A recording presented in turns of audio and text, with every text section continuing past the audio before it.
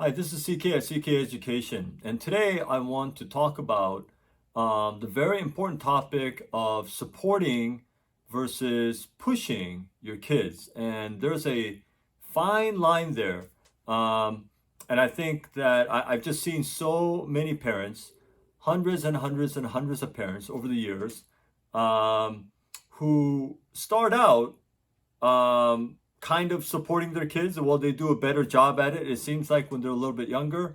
And then when they get a little bit older into high school and so forth, there's a lot of pushing going on. And let me tell you some of the things that I've seen in my observations and what I think about this. Okay. So, um, first of all, I think that parents must support their kids.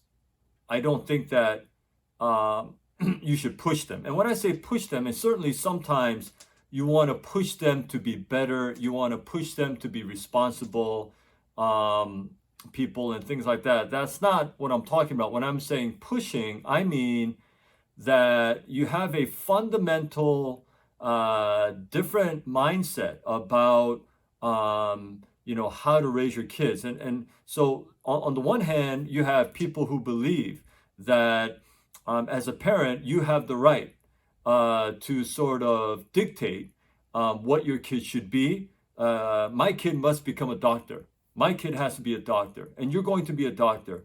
Mom and dad are doctors, and we found out this is the best lifestyle. This is the best way, and so you're going to be a doctor too. And so you're going to go to medical school, and you're going to take the MCAT exam, and you're going to be a doctor. Now, there's those kind of parents. That's what I mean by pushing. So pushing is believing that your children are really just maybe extensions of your own desires or egos, and you can sort of dictate, no matter how old they are, their lives. So that's and parents will push their kids if that's what they think. On the other hand, parents like me, I don't believe that. I don't believe that children are an extension of our egos, or it is our right even to dictate what they should do with their lives. Now, this is not to say that we don't give them direction. It's not to say that we don't give them guidance. And it's not to say that we don't share our wisdom and teach them certain boundaries and teach them morals and what we think is right and wrong and so forth. But it is to say that they were born with certain talents and abilities and passions and a purpose in life that is separate and apart from our own purposes in our lives as parents. So, I as a parent have my own purpose in life that I must fulfill, and my kids have their own. My purpose is not necessarily theirs. And in the very, very big picture, perhaps it is. But we live a life of purpose, sort of in that sense. But I mean, in the sense of what specific thing are you called to do in your life, every person has their own calling. My calling is not theirs, and theirs is not mine. If my calling was to become a teacher and educator, and whatever else I may end up, doing, and other things I might do in life, that is not necessarily the things that my kids are called to do. And so it is first an acknowledgement of, if you want to support your kids, that they have their own calling. And I think that if you don't understand that, if you don't believe that, you're going to end up pushing your kids. And what happens is, when you push your kids, more often than not, way more often than not, I've seen that backfire. I've seen that sow seeds of discord and resentment, and the kids later on, they regret it. The parents regret it. The relationship suffers. Maybe the kids do end up doing what their parents want them to do, but they're not happy doing it. Maybe they are making a lot of money, but they aren't happy, and they resent their parents. And I've seen this in so many instances. And so there is that. Now, sometimes a parent does say that, hey, I think that from a young age, I've observed you carefully, and I think that you might be really good at this. And so the kid tries it, and the kid ends up doing that. And but the parent didn't dictate that. The parents sort of guided and said, I think you based on your natural talents and abilities and passions, you might be good at this and you might enjoy doing this, and the kid ends up doing it and the kid enjoys doing it and is happy in life. That's great, you know. But the parent always gives the child the freedom to do otherwise. And I think it is in that being adamant about you cannot do something else, you must do this. That is where we see a lot of pushing.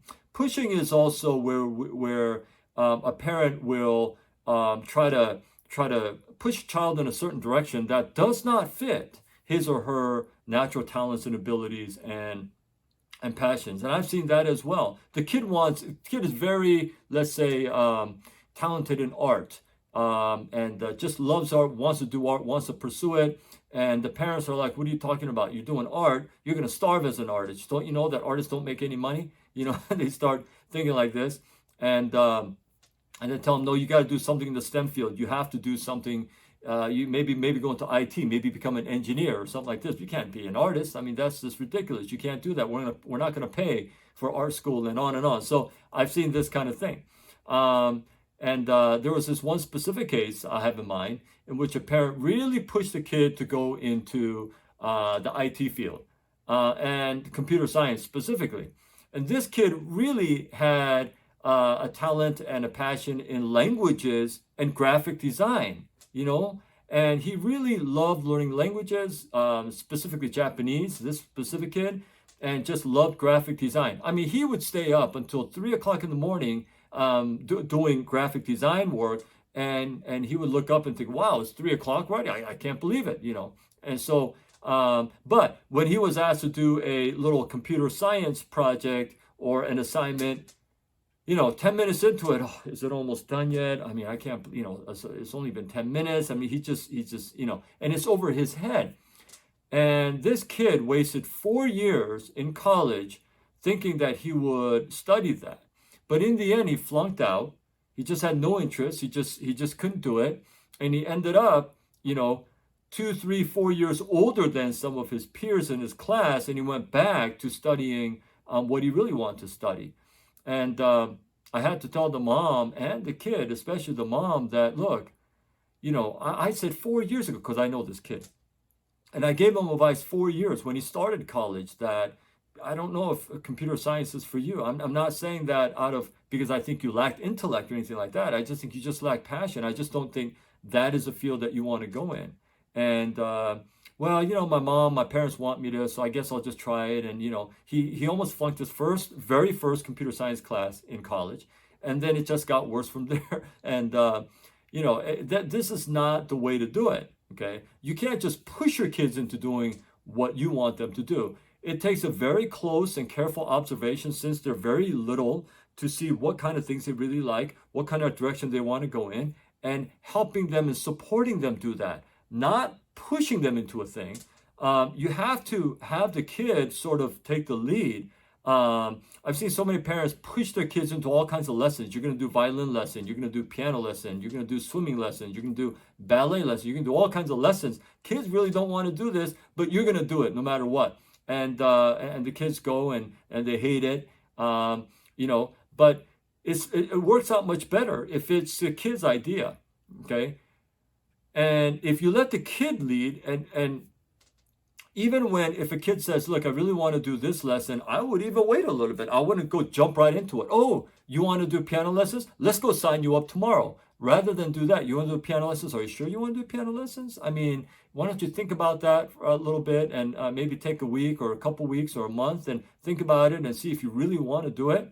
And then maybe we could just do it really light and see, you know, and sort of gradually, so it doesn't seem like you're too eager. Because what happens is when the child senses that the parent is too eager, the child thinks that well, the child doesn't want to disappoint the parent. So sometimes even if they don't want to do it, they'll just keep doing it, and then it just builds resentment, and then they started hating the thing, and then, you know, it just gets worse from there. So I think it's important that you don't jump right into it, seem too eager.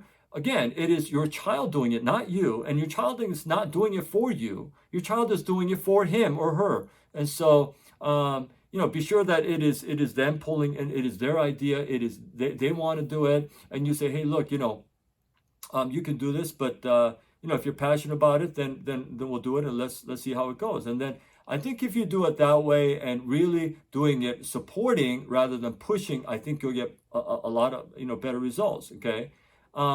If you're a lot of parents are pushing because of their own fears. What if my kid does do this or gets into this, and they turn out to be a failure in life? What if they end up making no money? What if? It's all these fears. I think the best way to support and the best way to ensure your child's success is, rather than pushing, is to help them be passionate people and help them be able to take risks and not fear failure. And in doing so, I think you ensure the highest probability that they will succeed. If you really want your child to succeed, I think you have to look at and let them pursue their own passions and discover their own abilities and the talents that they were born with. And I think that's so important. So I hope you'll look at and take a very honest look at and reflect on your own self as a parent. Am I pushing? Am I doing that thing because I want them to do it? Or would I be okay them not doing it? Or am I really supporting them fulfill their purpose in their lives, and am I helping that? I hope that it's the latter. But anyway, it's a very important topic. And again, if you have any questions or comments, please feel free to put them in the comments below, and I will read those and I will reply to those. But I hope it's been helpful, and thanks again as always for watching this video up to this point. And until my next video, I hope you stay well.